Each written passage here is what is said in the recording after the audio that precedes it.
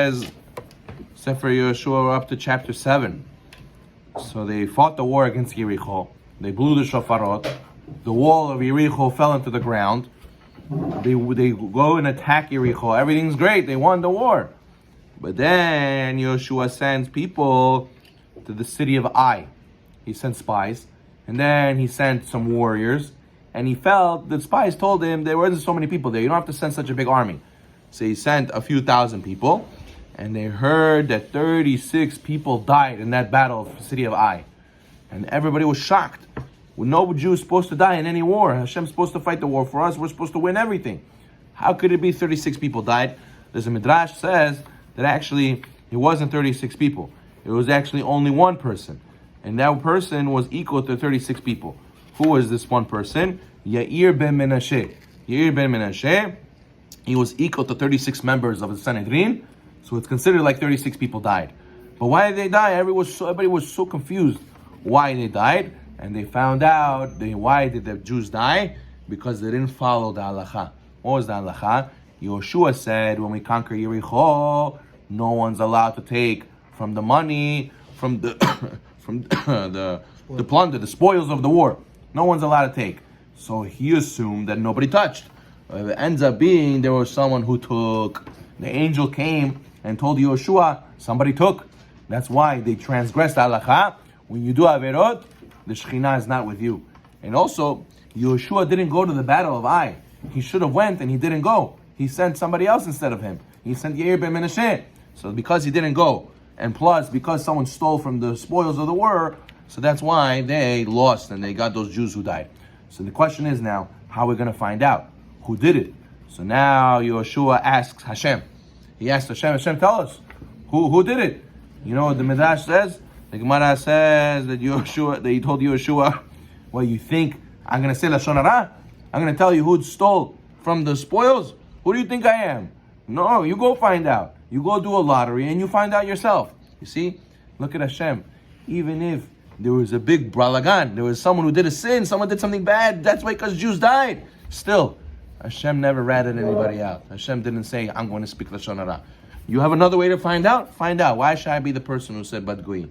So therefore he goes and he does a lottery. And it comes out that who stole? It was Achan. Achan was from the tribe of Yehuda.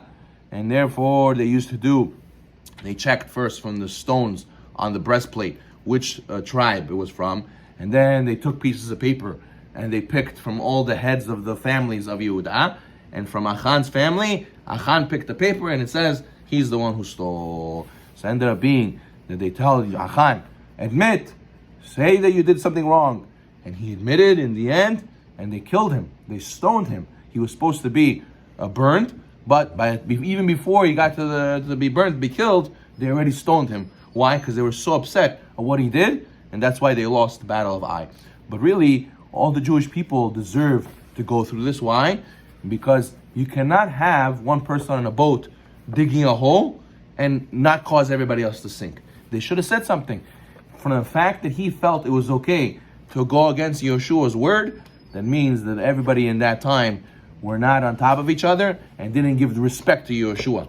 So therefore, it's the whole community's fault why he did that. So therefore, everybody suffered, and everybody suffered the loss at Ai. So it comes out being that when you don't fulfill the halacha, right away they felt it. Right away they felt the loss. Right away they felt that Hashem is leaving them. They didn't win the war.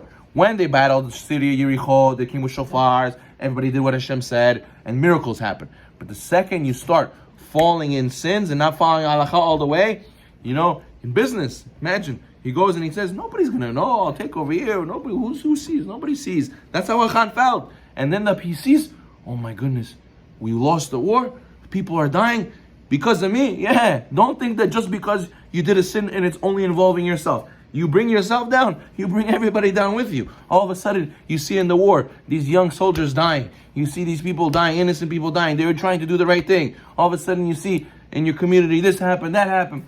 And the guy says, well, what does that have to do with me? I don't know, I'm not related to that guy. That guy's all the way in Israel. Or that guy is, he's across the street. He's not part of my family. No. Every Jew who does a sin, he brings down everybody with him. Or the Rasha, or the Shechino. So he brings prosecution and dinim to him, and those dinim, once they're already here, Chaz Hashem, they can grab other people. So therefore we have to learn from Achan, number one, we have to go and rebuke those who are around us and not let them sin. Because they sin because we didn't say anything. Number two, when you sin, you're affecting anyone around you. Don't think it's only, I'm damaging myself, it's my body, my choice. No. You should know we're all spiritually connected. And the second that they went and admitted, Hashem said, so you'll get Olam Haba, I will forgive you as long as you admit. If you're hiding it, then I'm going to make you admit it. But the Goyim, they say, if you do something bad, just hide it. It's okay. Just keep it under the carpet. But the Torah says, no. Modeh ve'ozev yiruham. Person who admits and stops doing the sin, that's who Hashem has mercy on.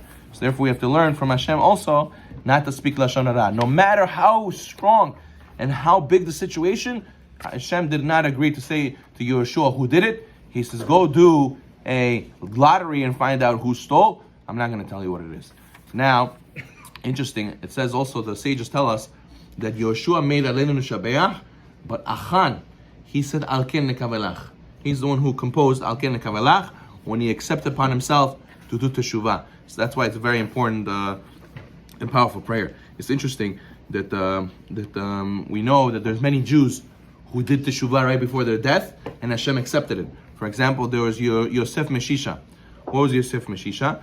The Gemara says that the Romans came to Beit Mikdash to go in before it was destroyed, and they didn't. Excuse me. They were scared. They were scared to go inside the Beit Mikdash. They know it's a holy place. They don't want to die and drop dead like Kohen Gadol. So what they do? They sent a Jew first. They took Yosef Meshisha. They told him, go inside and we want to take the menorah. We want to take this. We want to take this. You go first. We were scared to go inside. So he went in, and they said he could take whatever he wanted if they help him. So he went in, and he took a golden menorah. And they told him, go back in and take something else. Yosef said, no, listen. It's not enough. I did one time a sin. Now you want me to do it again? I went one time. That's it. One time I'll do it. But second time I'm not going to go. So they went and they killed him. They put him on a carpenter's table, scraped off his skin. And they were killing him. He said, woe is to me that I angered Hashem. And he did teshuvah. And Hashem accepted him right away as Baal teshuvah. Yakum ish tzarot. There was Rabbi Yossi ben Yoezer, and he had a nephew. And this nephew, Yakum, he became, Hellenized. He became part of the Greeks. So what happened? Yossi ben Yoezer was sentenced to death by the Greeks because he was teaching Torah. So when his uncle was being taken to death, so his nephew came, Yakum, he says, look at the horse Hashem put me on, and look where they're taking you. You see? You're religious, and they're going to take you to death. And me, I became part of the Greeks. Look at kavod, I got a horse, I have everything. Yossi ben Yoezer told him like this. He says, if this is the good that Hashem gives to the people who anger him, you have a horse and everything, imagine what I'm going to get in Olam Haba. You make Hashem angry, and this is what Hashem gave you. Imagine what I'm going to get. And he says, really, Yakum said, is there anyone who did in his will in this world more than you? You were a big tzaddik. Look what is happening to you. What are you talking about? He says, if this is the punishment for the people who did Hashem's will, imagine what's going to happen to you, who you don't do Hashem's will. He says, in that moment, whatever Yossi ben Yoezer said, it was like poison in his heart. It was like a snake attacked him. He was like, karach, he was shocked.